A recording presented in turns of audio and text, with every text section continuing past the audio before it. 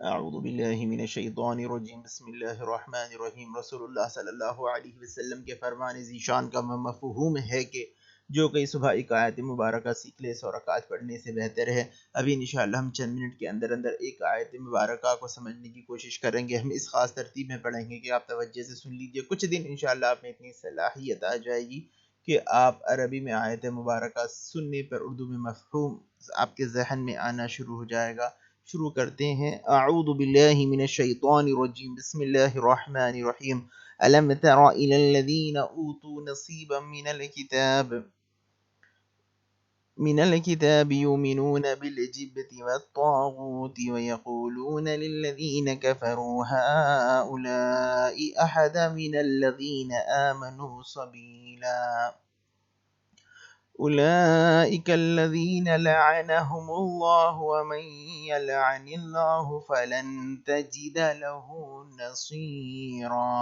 چلیے ایک لفظ کا ترجمہ مفہوم سمجھتے ہیں۔ آ کا مطلب ہوتا ہے کیا، لم کا مطلب ہوتا ہے نہیں، ترا کا مطلب ہوتا ہے دیکھا۔ اس کا لم ترا یعنی کیا تم نے نہیں دیکھا، الا یعنی طرف، الذین وہ لوگ جو، اوتو یعنی دیا گیا، نصیبا یعنی حصہ، من یعنی سے، الکتاب اردو میں بھی کتاب کہتے ہیں، یؤمنون وہ مانتے ہیں یا ایمان رکھتے ہیں، بالجبتی یعنی بت، والطاغوت اور سرکش، و یعنی اور، یقولون کہتے ہیں، للذین کفروا للذین ان لوگوں کے لیے، کفروا جنہوں نے کفر کیا، ہاؤلائی یہ لوگ، احد راہ راست پر، من یعنی سے، الذین آمنوا الذین جو وہ لوگ، آمنوا یعنی ایمان لائے مومن، سبیل کہتے ہیں راستے کو، اولئکا یہی لوگ، الذین وہ لوگ جو، لعنہم ان پر لعنت کی، اللہ یعنی اللہ، و یعنی اور،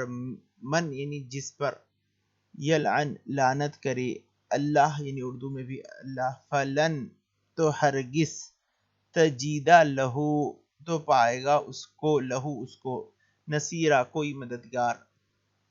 تو اس آیت مبارکہ کا مفہوم سمجھنے سے پہلے دراصل اس کا پس منظر دیکھتے ہیں کہ کعب بن اشرف اور اس کے مزید 70 یہودی مشرکین مکہ کے پاس گئے اور انہوں نے حضور اقدس صلی اللہ علیہ وسلم سے جنگ کرنے پر آمادہ کیا۔ قریش نے کہا کہ ہمیں خطرہ ہے کہ تم بھی کتابی ہو اور ان سے قریب تر ہو، اگر ہم ان سے جنگ کی اور تم ان سے مل گئے تو پھر ہمارا کیا ہوگا، ہم کیا کریں گے؟ اگر ہمیں اطمینان ہو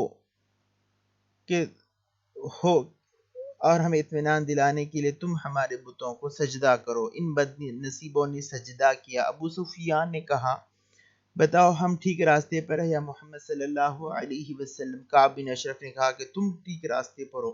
اس پر یہ آیت مبارکہ نازل ہے۔ اس کا مفہوم دیکھتے ہیں۔ کیا آپ نے ان لوگوں کو نہیں دیکھا جنہیں کتاب کا حصہ دیا گیا، پھر بھی وہ بتوں اور شیطانوں پر ایمان رکھتے اور کافروں کے بارے میں کہتے کہ مسلمانوں کے بنسبت کافر سیدھی راہ پر ہے؟ یہ وہ لوگ ہیں جن پر اللہ نے لعنت کی، جس پر اللہ نے لعنت کی تو اس کے لیے ہرگز کوئی مددگار نہ ہوگا۔ انشاءاللہ گروپ میں شیئر کر دیا جائے گا۔